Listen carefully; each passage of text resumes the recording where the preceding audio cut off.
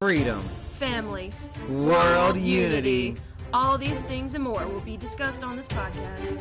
Real stories, real people, real debates.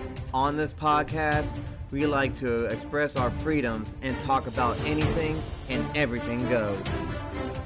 Like freedom, family is important to us, and anybody that is listening, watching, or coming on the show as a guest star are all considered part of the greatest family to ever bless the solar system, the human race. No matter who you are, where you come from, you will always have a voice here on this podcast. We like to flex our First Amendment, where all speeches and opinions are accepted for the right of freedom of speech.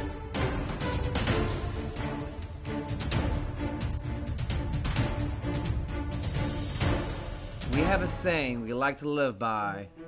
Live life with eyes wide open. Being open-minded leads to true understanding of the world as it really is. Please, come, join us, and enjoy this experience as we embark on this journey of truth as we dismantle the subjective truth. I'm your host, Nick. And I'm your co-host, Victoria. And you're experiencing high consciousness.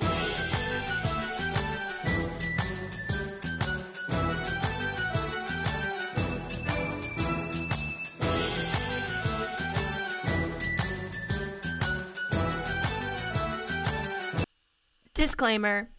Any and all information on topics presented to the best of all who is present in each episode's knowledge. The goal of this podcast is to bring people together and set the example we all wish to see in our everyday lives. Whether it's home life, education, politics, history, business, etc. Any and all subjects can and will be talked and peacefully debated about on this podcast. On debate episodes, there will be a set rules of debate that hosts and guests alike must follow.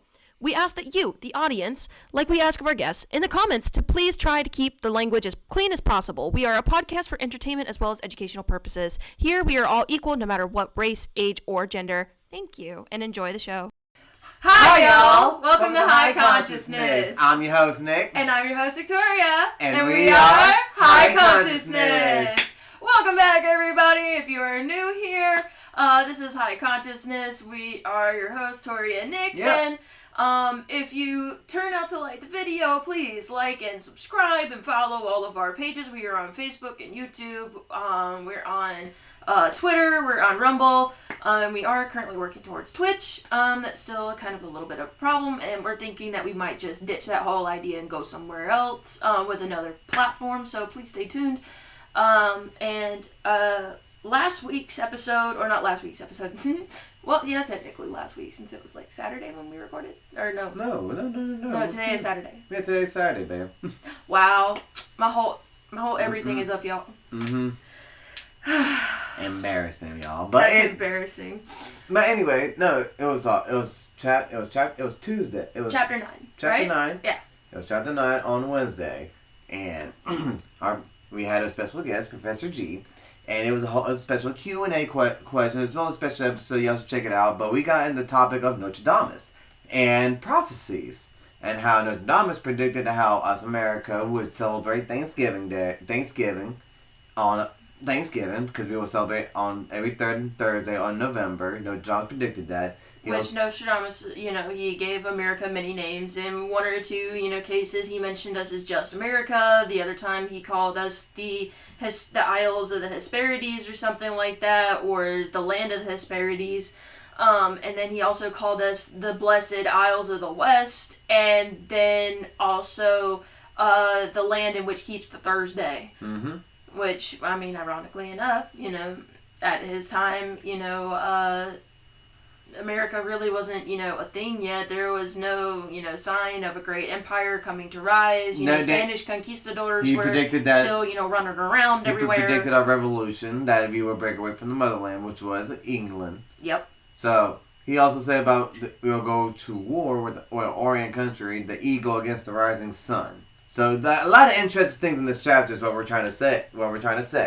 A lot of fun little details, nice little first review. So, what's today's chapter about? Well, today's chapter is Chapter 10, A Design of Utopias. Now, here's the question you also want to think to yourself. What is a utopia, really? And where did the idea come from? That's basically what we're going to be getting into today. Because if y'all been watching the video, if y'all new to it, you're gonna learn that this book, Secret Destiny, is like a little historian biography of different characters around ancient history. That kind of created the world that we have today. Yes. So, let's see who's today's character we're going to be learning about today.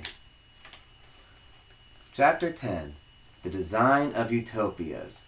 And I'm going to show you this little picture right here is men working, or drawing up a perfect utopia. And I'm going to read the little fine print underneath it. The men through the centuries have envisioned utopia belong to ages yet unborn, when the principles of natural philosophy will be applied to the problems of government and social dilemmas will be examined for solutions which are now termed impractical. And interesting. So basically what that's saying is that utopia would help government solve problems in the government and social dilemmas, but it's really impractical for that kind of ideal to be. The Design of Utopias. Chapter 10. Sir Thomas More wrote a fable about 400 years ago to set forth the social state of man in a philosophic commonwealth, but so completely has the world missed this entire point, that the very word utopia is even today a synonym for optimistic but impractical ideals of reform.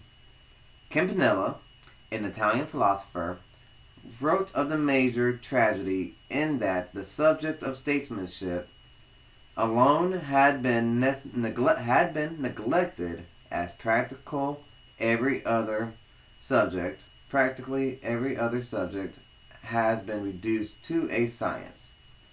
Government officials, he insisted, should be elected after examination to determine knowledge and fitness. Boccolini contributed further to utopian literature, and André sought to Christianize it with the theme, for lack of vision, the people perish. So what can we take away from that little segment right there? Well, that, the term and the idea of utopias has been around for a really long time, and that it was something kind of like, designed after Plato, it seems.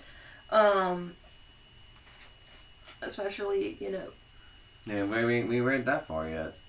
Government officials and stuff, and how they should be elected after examination to determine knowledge and fitness. That sounds like just today's elections that we have, around the world, or even just here in the United States, where, we elect the officials that we put in there. We elect our senators, we elect our House representatives, we elect our governors, we elect our mayors, we elect our president, so-and-so and so-and-so. And, this was like part of that utopia, is that, government officials would be chosen by the people after the people got a really good examination of them. Watch them closely to see what they're really about and stuff, which is, really how you probably should elect a leader, because if you just, have your head in the sand and you just listen to the hearsay, what people say about somebody, and that determines your vote, well, that's not helping you. You have to make that, decision for yourself. You have to do the research. You can't just listen to, the talking heads in the box. You gotta, do your own thing. And learn yourself. And come up with your own conclusions. This is how we create a perfect utopia with good reform, without trying to go into impractical ideals where the public will suffer. Well, the thing about it is, though, is that utopia comes from an impractical ideas of reform. It says it right here. Utopia, even today, is a synonym for optimistic but impractical ideas. So it can't be practical. Well, no, it's not practical. At all. At all. That's the thing about it. Utopias are not practical. They're impractical because of the kind of reforms they call for. Yeah. One of the best known and least read of the world's literary productions is Sir Thomas More's Utopia. It was composed by a man who had suffered greatly from the political corruption of his day. Oh, one thing I do want to add that I forgot to say there. That last part right there. For lack of vision, the people of a nation perish. No, just the people perish, not a nation. Well, just the people perish, but, if you put it into the bigger context of, a nation, all the people perish when they have a lack of vision of what they are, who they are, and who they are. As, a people and a nation of peoples. Just to put it in a very clear context, they're trying to get, like, a bigger picture kind of thing. Mm-hmm. Anyway... So Sir Thomas More's Utopia.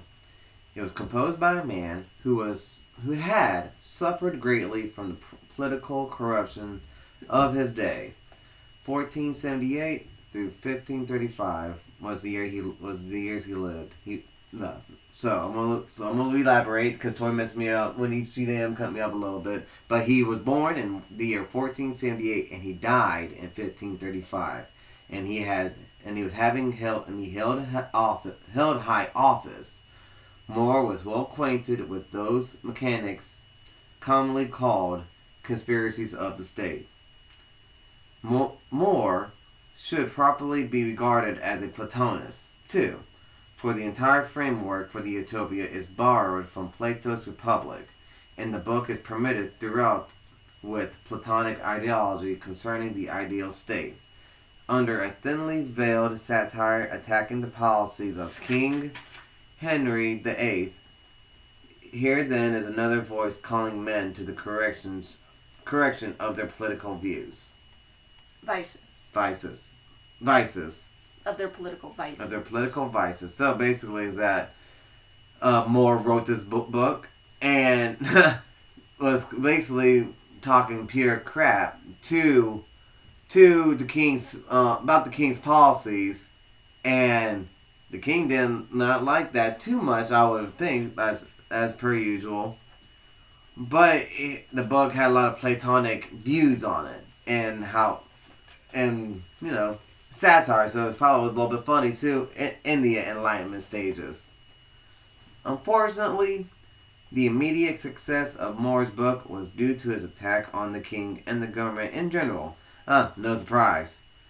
Rather than any serious considerations of the remedies with which he suggested, of course, the king probably threw everything out that he read from the book. Probably just got mad because Moore was talking crap about him, as I said earlier.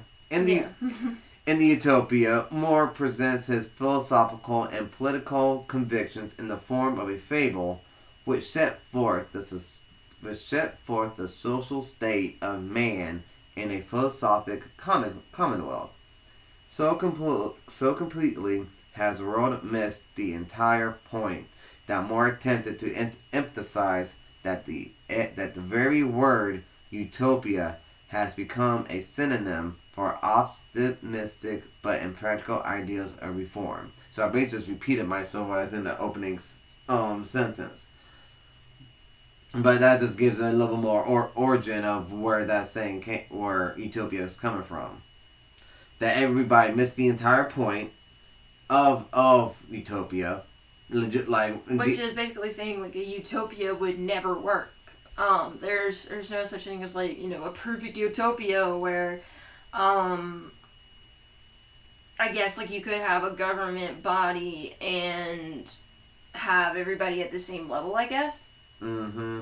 I think that's what I'm kind of catching here, but I could be wrong, or maybe I'm only catching half of it. I don't know, but that's my Well, he was also born during a time where men were cautious of the study of dilemmas. Which means that, they were cautious to study them, so it's like, yeah, I could touch that, but I don't think I'm going to. I could touch that social problem and figure it out, but I'm not trying to be the one being a martyr for something. Yeah. I think that's what that means at the end of the day. Probably. I'm about to get into that. I know I just kind of jumped the gun a little bit about that, but that's what the time is in the book, because we'll talk about that a little bit more.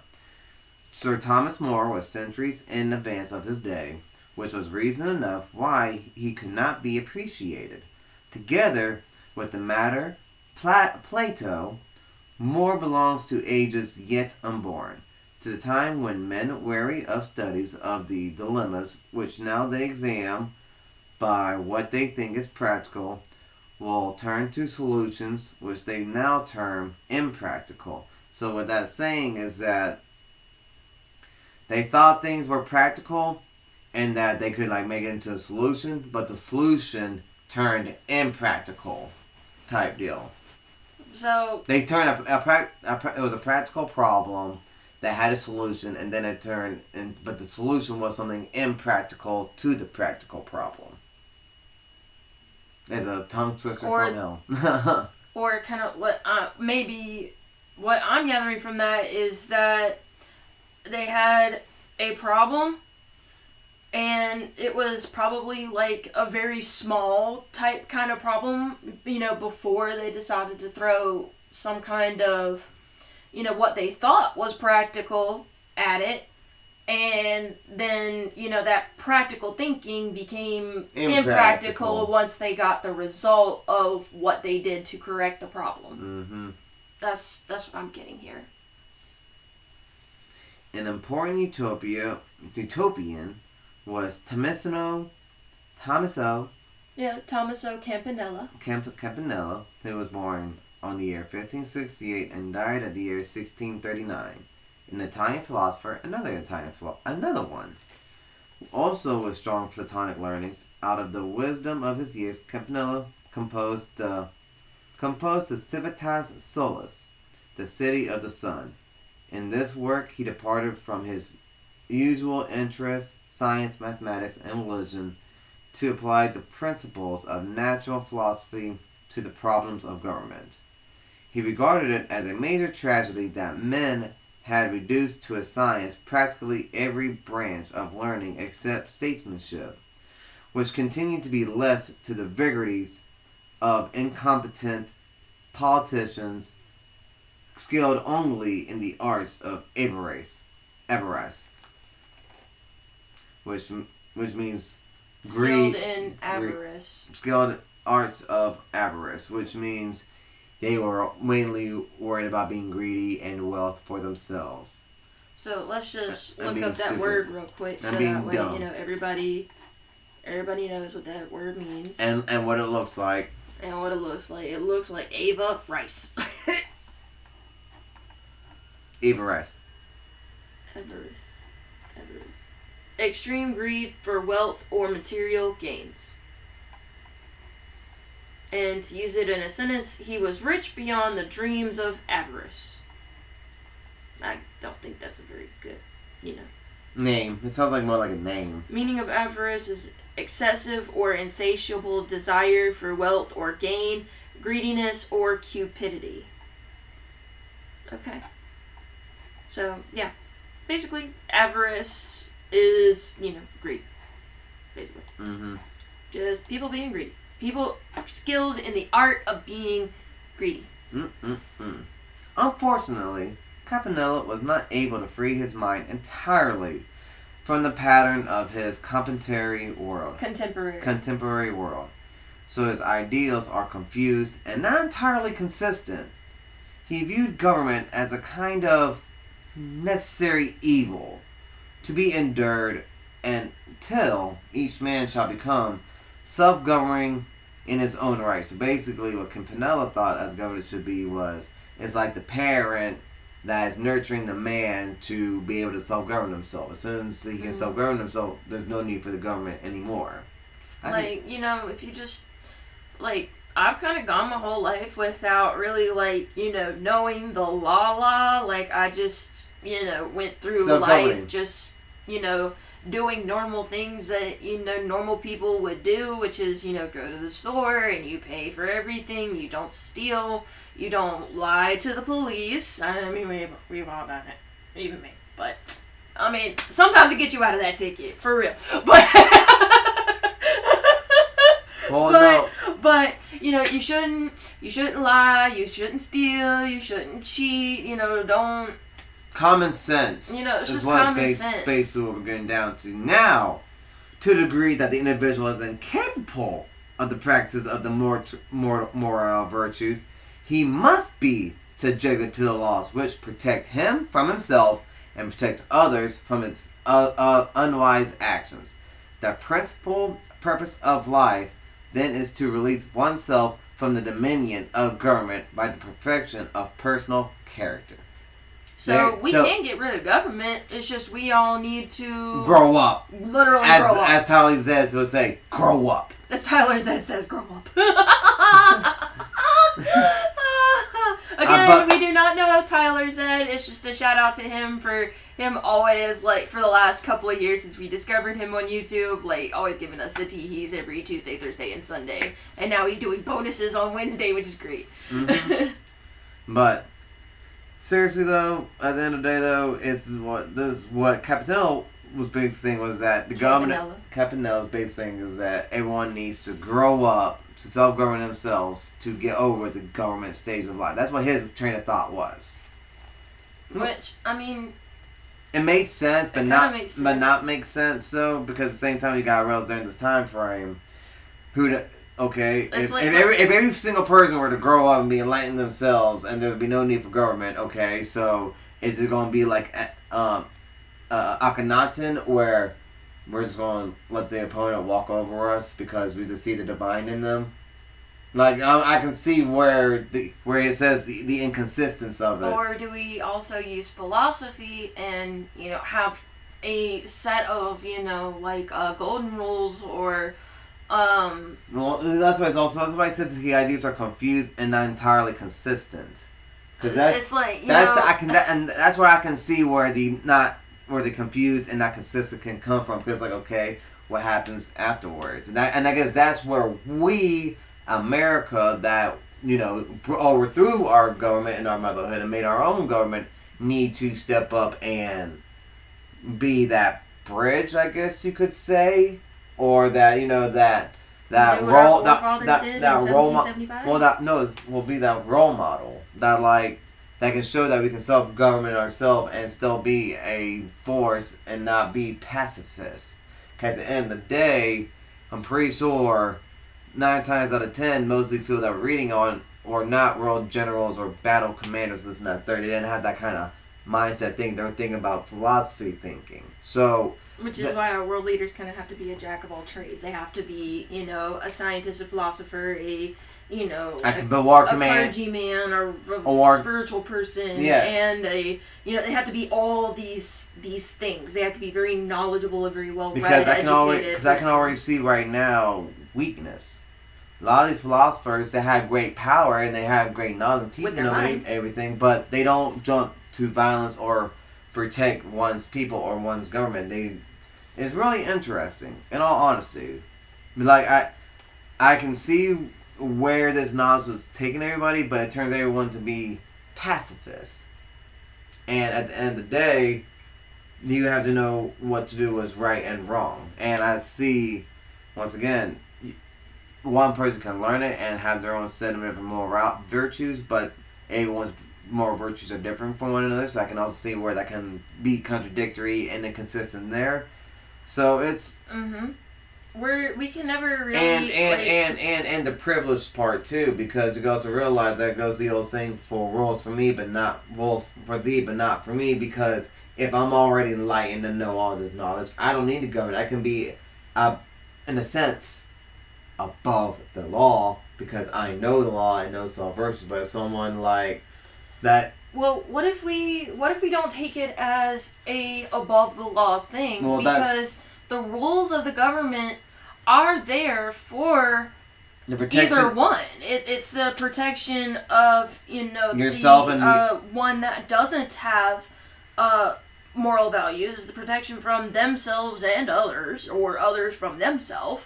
And then you have the people that do have the moral values and are enlightened and can self-govern, but the rules are still there regardless. The government and rules are still there for just in case that they ever fall out of their moral virtue, then they are still being governed in one way or another. So it's like we can get rid of government, but we can't at the same time, because there will always be, no matter what, in a group of people, there will always be that one unruly, section of people that will always pop up, no matter what. But I understand. Rebels. I get that, baby. But here's the problem, though. Once again, with the consistent confusionness. Coming calling for there should be no government anymore since everybody is up to that standard. And even if there are people that are still up to that standard type, they need to be held by the law. But those that have reached that point that can self-govern don't need the law. That's what I'm getting at in this chapter. And that's where the confusion and the... Yeah, I can really see that. Like, that is a bit... that's a paradox. That's what I'm saying. You're really not seeing it. I can see it. I can see the inconsistency in that right then and there.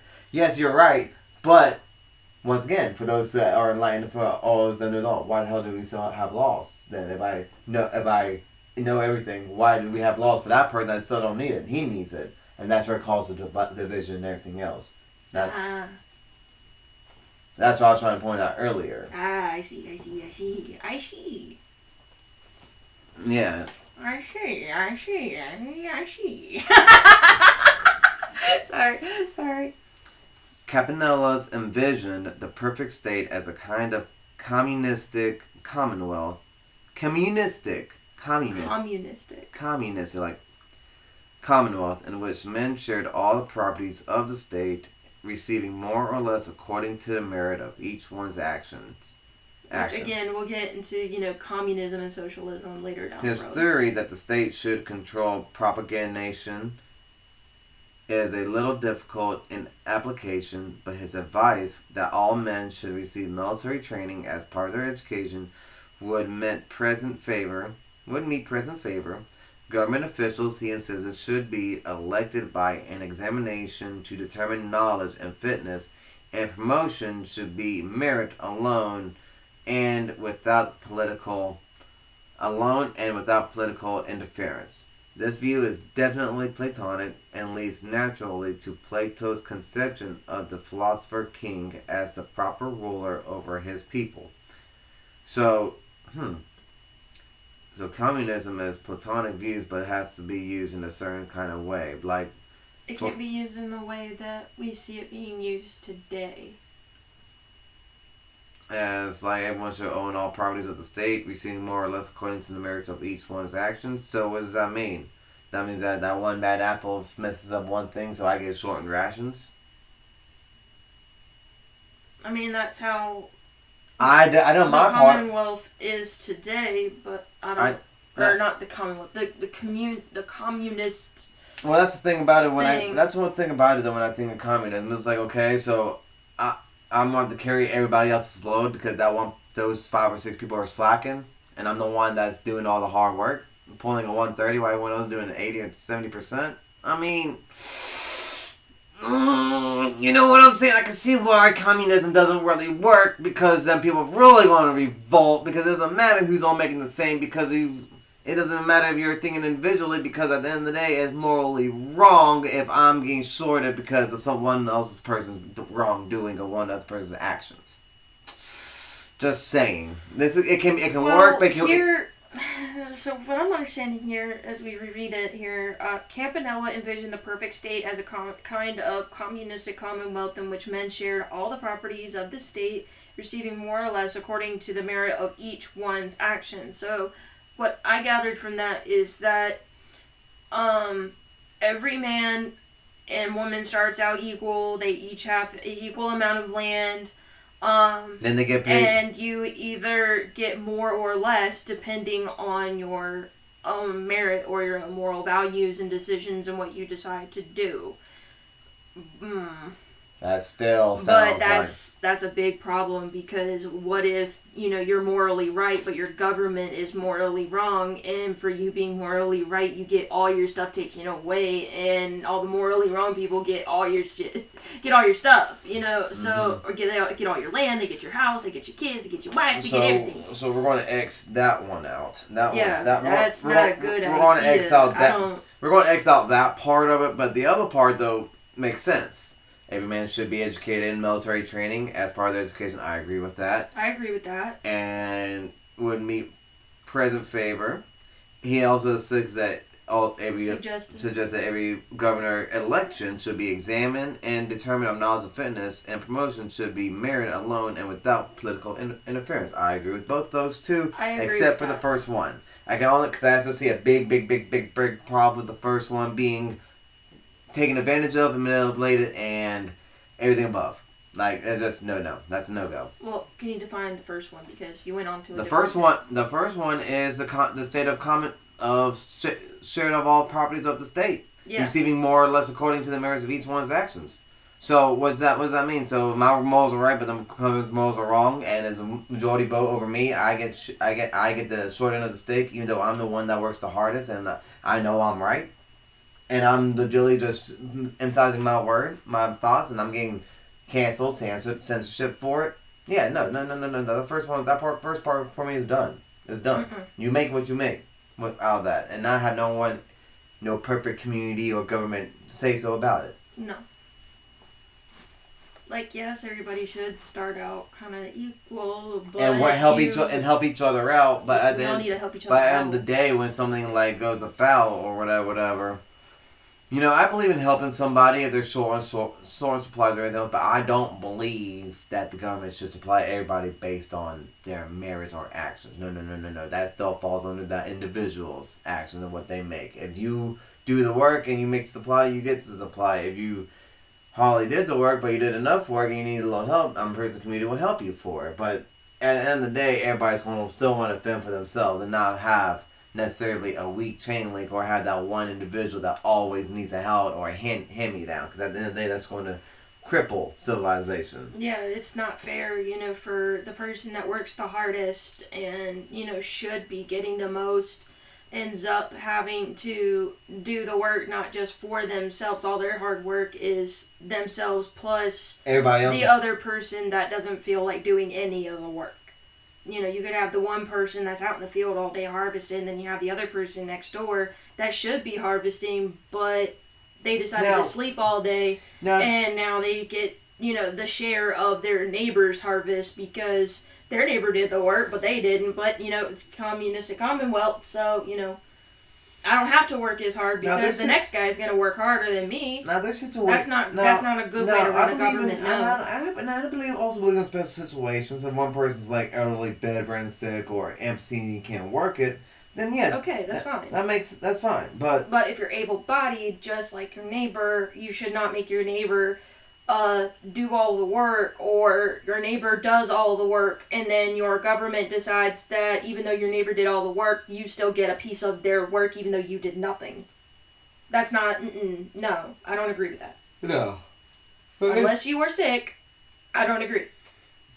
This view is definitely Platonic, which leads naturally to Plato's conception of the philosopher king as the philosopher ruler over his people. Campanella may have intended his city of the sun to be a philosophic vision of a proper world government, or may have been setting forth some more that the basis for a new constitution for the city of Naples, which at that time was looking forward to the estate of a free city. It is also said of Campanella that he lacked the beauty and idealism of the greater Platonists. And while this is probably true, his book is witness to the ills of his own time and a reminder to us that most of the evils he pointed out remain uncorrected. That's true. In the year 1613, Trajano Bacloni. Where are you at? Right here, this whole paragraph. In 1613. 1613. Toronto. I was going to say Tondro. Trana? Trana. Tarano, T-R-A-G... Is it T-A-R-J-A-N-O. Trajano. Trajano Boccolini. Potentially. Boccolini. Trajano Boccolini. Age 77.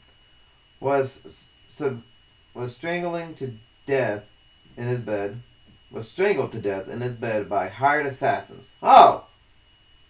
Boccolini was strangled to death in his bed!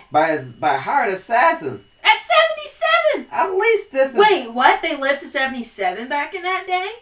In the year 1613... That's unheard of. Bird died at... Yep, 1613. I wonder how long he actually would have lived had he not gotten, his life cut short. Age 77 was strangled to death in his bed by hired assassins. At least this is one account. We are informed by another historian that he died of colic. A third described his demise as a result of being slugged with sandbags. Anyhow, he died.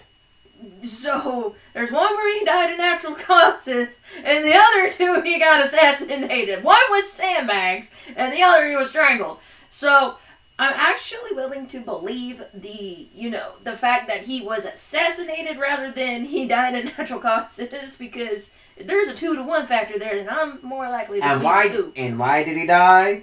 It was believed that Tondro's end was due to a book which he published, entitled Boccolini del Personal, a witty exposition of the foibles of his time.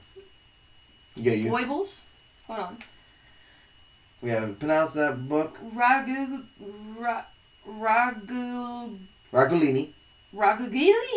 De Parnassia? Wow. Okay, I can't even pronounce that. Raguglidiparnaso. That's not all one word neither. That's y'all. not all one word, but that's what it's spelled that we're tripping over that we can't seem to pronounce. Raguglini. Raguglini. De Personal. You know what? Forget that.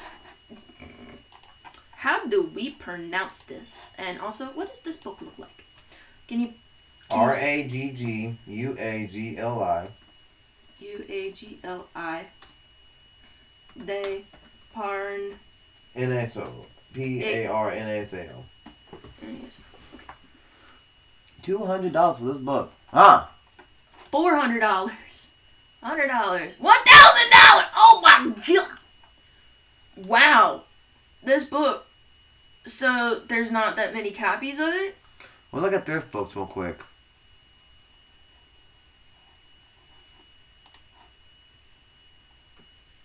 Thrift books is like, oh, we got it for $19. But it's not written by the same person. 1919, 2020. 1919. So you're going to have to get the expensive.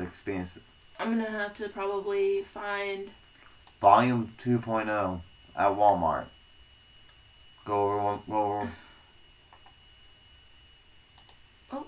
That's volume 2. Well, still, and it's in Italian, so I'd have to learn how to read Italian.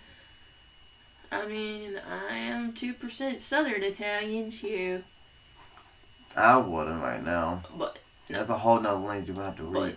But still, that's pretty interesting. That gives you a little average on how much this book is worth. How to pronounce? Oh, it's not gonna. Okay. I said how to pronounce, and you give me all this other stuff. Never mind. Let's just go back to the reading. Yep. Okay. So there was that. The 77th section of this book is titled "A General Reformation of the World." Like the other utopians, Boccolini made use of a fable to point out political evils and their corrections. Apollo, the god of light and truth, is dismayed by the increasing number of suicides occurring among men. So he appoints a committee composed of the wisest philosophers of all time to examine the state of the human race.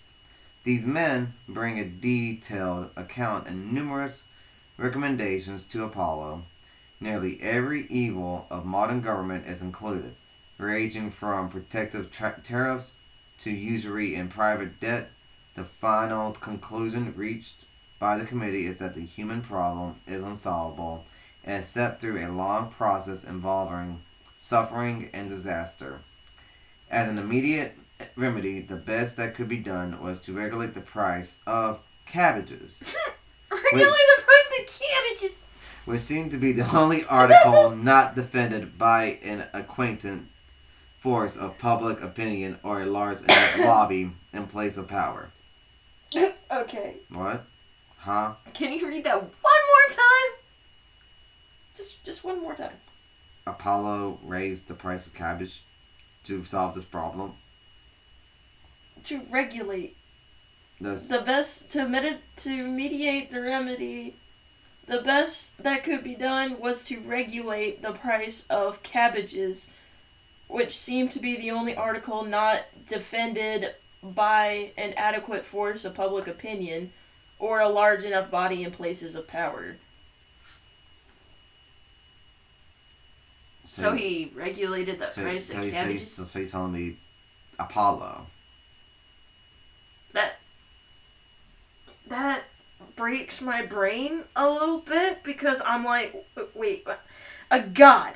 The only thing that they could come up with was to regulate the price of vegetables? Cabbages? Oh no! Not vegetables, okay. just cabbages? I think I learned a little the remedy. What is it? Oh, sticky. Cabbage. No. The all high sticky inflation. Inflation that will stick around long enough. Wait, huh? Inflation. Inflate the pop. Inflate the damn cat food prices. Inflation. Okay, can you elaborate your thought process there? Not just for me, but also for the audience. Well, let's think here. If Apollo, throughout everything that we have learned throughout this book, we have now learned about utopias, but now we have learned about inflation. Because Apollo said, well, we have all these problems going on with suicides occurring, so let's regulate the prices of cabbages. Let's remedy these problems with inflation. Bump the prices up. Or does it reduce the prices? It doesn't say, does it? This is regulate. So does that mean which I think would be, to keep them at a even steady. Regardless, I'm confused. That's $1,000 book that was written 400 years ago about Apollo regulating the prices of cabbage. Which it has. When you say regulate, to regulate something means to keep it at a steady price or at a steady pace. A steady flow of income, a regulatory flow of income, per se. To kind of give us a little example there, just replace income with cabbages. I guess so. So he regulated the price of food to lower the suicide of men, which, back in those days, if you really think about it... Starvation was a big thing. I cannot eat, and cabbage is too expensive, so let's lower the prices of cabbage. I'll die a green death, dang it. Just to be sure that we're correct, let's go back. You did, babe, you're not the crowd. Oh, I didn't. Yep, I'm about to say, sorry, y'all, we look crazy. My bad. Okay, so, what does it mean to regulate something? To control it.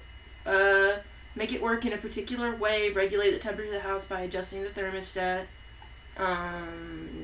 Or as an example in a sentence, her mother strictly regulates how much she can watch TV. So you're going to regulate how much you eat. Regulation brings order, method, and uniformity. One might regulate their habits to maintain a consistency or efficiency. So yeah, he regulated the price of cabbages so that way I guess people didn't, kill themselves over food anymore. Yeah. I guess so. That would be... I jumped from him. Yep, I was wrong. I'm wrong, I guess. I jumped from inflation. It wasn't really about inflation. I'm sorry. It was not about inflation. No, it was about, I rebutted my statement. regulating. I'm sorry. I'm sorry. I mean, sorry. hey, this is why we do this, so that, when we do misstep or missay something, we could go back, double check, and then say, oh, oops, actually, I was wrong there. Now I have a better understanding. Which is, the aim of, the whole show. It's not just to better our understanding, but it's to better your understanding as well, along with us, because this is a common... A group effort. A group effort. This is a community effort. Alright. Boccolini's satire is important because it constitutes the first published statement of the Society of the Rosicrucians. It points out that first evils must be recognized, then the public must be educated to assume its proper responsibility in the correction of these evils, and last, public opinion must force the reformation of the state and curb the ambitions of politicians. This was a solemn pronouncement in the opening years of the 17th century. It is little worry that it cost Boccolini his life. It is little wonder. You said worry. It's wonder. It's little wonder that it cost Boccolini his life. Johann Valentin Andrei. Johann Valentin Andrei is an early 17th century German Lutheran theologian who was next to cast his lot with the Utopians.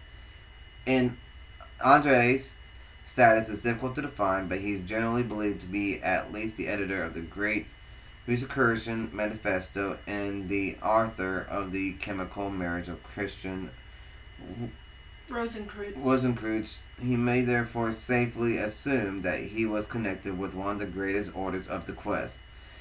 Andrei's contribution to the utopian literature is his Christianopolis or the City of Christ. This work is, which almost unknown to English readers, is largely developed from the ideas of Plotinus. Christianopolis is Plotinus's Christian. It's Platonized, Christianized. Christianopolis is the... It's Platonopolis Christianized. That's a little hard for him to say. It's authorized with a quiet scholar with a young white beard and a strict sense of Lutheran proprieties. His Christianopolis is a monument of morality and good taste, but beneath his strict orthodoxy, Andrei was a man of broad vision. His city is governed by the wise and enriched with all the arts and sciences. There is no poverty.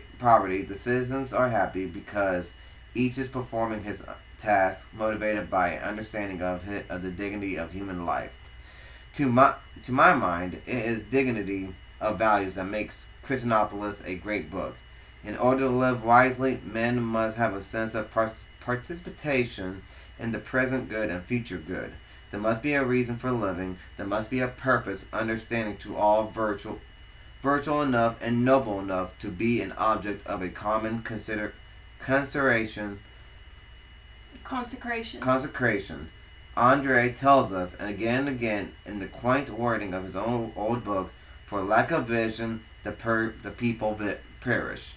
It remained for the master of all fable, Sir Francis Bacon, to bind together the vision of the Utopias with supreme artistry in a philosophical catastrophe that Bacon's New Atlantis was left unfinished, was it left unfinished? That Bacon's New Atlantis was left unfinished, or was it left unfinished? Rumor has it that the book was actually completed, but was never published in full form because it told too much. The final sections of Bacon's fable are said to have revealed the entire pattern of the secret societies which had been working for thousands of years to achieve the ideal commonwealth in the political world.